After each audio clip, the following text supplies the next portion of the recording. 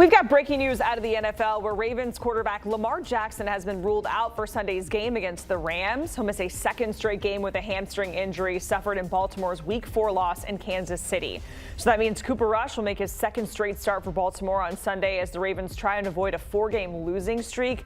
Cooper Rush had no touchdowns, 3 interceptions in last week's loss to the Texans, and the Ravens injury report just keeps getting longer and longer. We mentioned Lamar Jackson out for a second straight week, and then Zay Flowers questionable for that upcoming game against the Rams with a shoulder injury. All right, let's welcome in our NFL analyst Tyler Sullivan here. Tyler, Lamar Jackson going to miss his second straight game because of a hamstring injury. We just saw the injury report there for the Ravens, and it gets longer and longer. How concerning is this Lamar injury, especially when you consider all of the injuries that Baltimore is dealing with right now, as they sit at 1-4 on the season?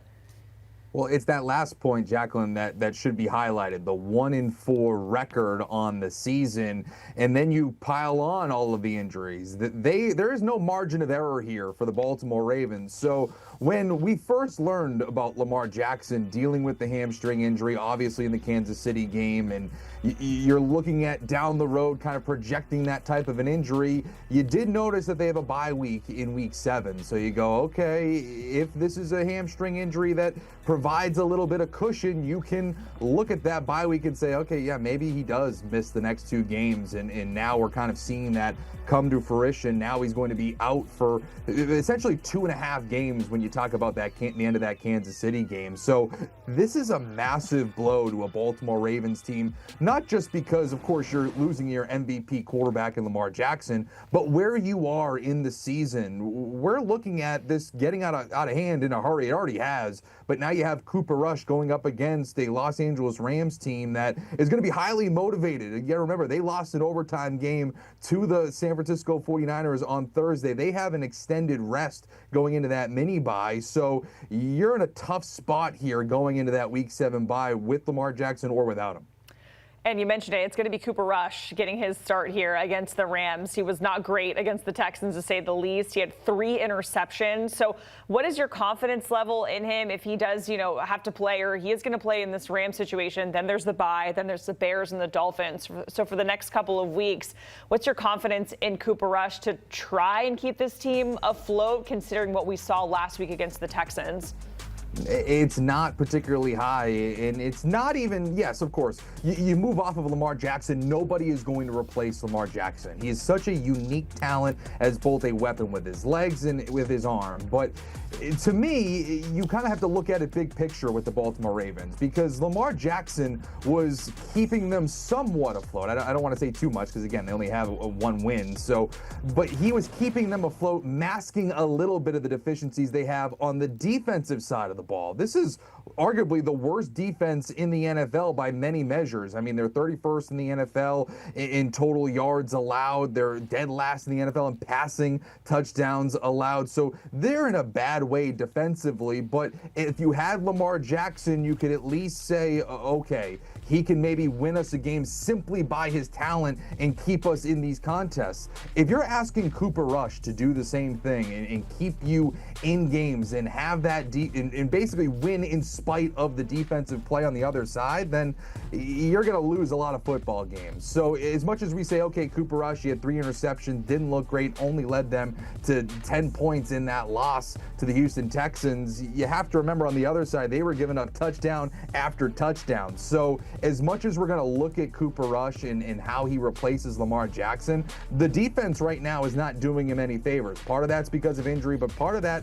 is also poor play. So you look at this game against Puka Nacua, Devontae Adams, and Matt Stafford, this could be another tough sledding here for the Baltimore Ravens as they go into that Week 7 bye. Yeah, the defense certainly not doing them any favors. So an interesting note, the defense has already allowed more points in 5 games this season than they did in the entire 2000 season when they won the Super Bowl. So a drastically different defense that we're talking about right now. If we kind of zoom out and just look at the AFC North as a whole, how do you feel about the Ravens right now in terms of their season as they're sitting at 1-4? The Steelers and Aaron Rodgers look pretty good, all things considered, in the AFC North. How do you feel about that, especially as the trade deadline is kind of looming in the next couple of weeks? Yeah, I think this is a really pivotal point here. Obviously, you look at the division, you say, okay, the Cleveland Browns, yes, they switched to Dylan Gabriel, but they're not really doing too much. I don't think that defense is going to catapult them or anything along those lines, even though it is one of the best in the NFL. The offense still has deficiencies. The Cincinnati Bengals, they just traded for Joe Flacco. They're holding out hope that Joe Burrow can come back, but that defense is still in shambles as well. The Pittsburgh Steelers are the only team you kind of feel good about, but I still have my questions about how Aaron Rodgers can maintain this pace and how this team can maintain themselves for a full 17 games over the course of an 18-week schedule. So there's, I guess, a glimmer of hope here for the Baltimore Ravens if they can get healthy coming out of that bye. But overall, you're looking at possibly one win going into your bye in week 7, and you do have to have some hard conversations, possibly at the trade deadline. Like, a guy that comes to mind for me is Mark Andrews. He's going into he's in the final year of his deal, has been involved in the offense at times, has not been involved in the offense at times. They have Isaiah Likely as their tight end of the future. Is he someone that could possibly be on the trade block if you are out of it? Maybe you move on from that type of a player. So again, a name to watch for there, but it is just crazy that we're talking about the Baltimore Ravens in this capacity, possibly selling off pieces, whether or not they fall out of the division entirely. They were supposed to be in a Super Bowl window, and the fact that they're not should give teams like the Kansas City Chiefs, even the Cincinnati Bengals, I guess to a degree, against holding out hope for Joe Burrow, but more importantly, the Buffalo Bills. They're a team that you should be looking at and saying, man, these teams that we thought were contending aren't, and now we should really put pedal to the metal here. So again,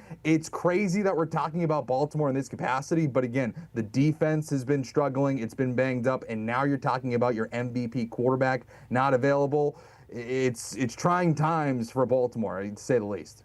Tyler, there's a certain 4-1 team in the AFC that you forgot to mention who, by the way, could use a tight end, and they're located in Duval County. So that, just to kind of bring it full circle here, don't want to sleep on the Jags. Tyler, we appreciate it joining us here for this breaking news where Lamar Jackson is going to miss a second straight game as he is dealing with that hamstring injury. That means Cooper Rush is going to get the start against the Rams in Week 6. By the way, Vegas is not completely out on the Ravens just yet. Yes, the Steelers are the favorites to win the division at plus 110, but the Ravens are right there at plus 115 again as they take on the Rams in Week 6. They have the bye in Week 7. Week 8, they got the Bears.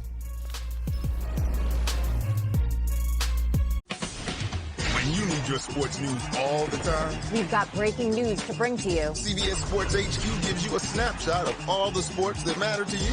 Big news coming out of the NFL. A lot of movement in the rankings this week. With highlights. What a finish at the final round of play. And in-depth analysis. Can they three-peat? Tony Romo joins the conversation. What can you say about this game? When you need your sports in a snap, we're bringing you that breaking news right here on HQ. Find it on CBS Sports HQ. Streaming free anywhere you are.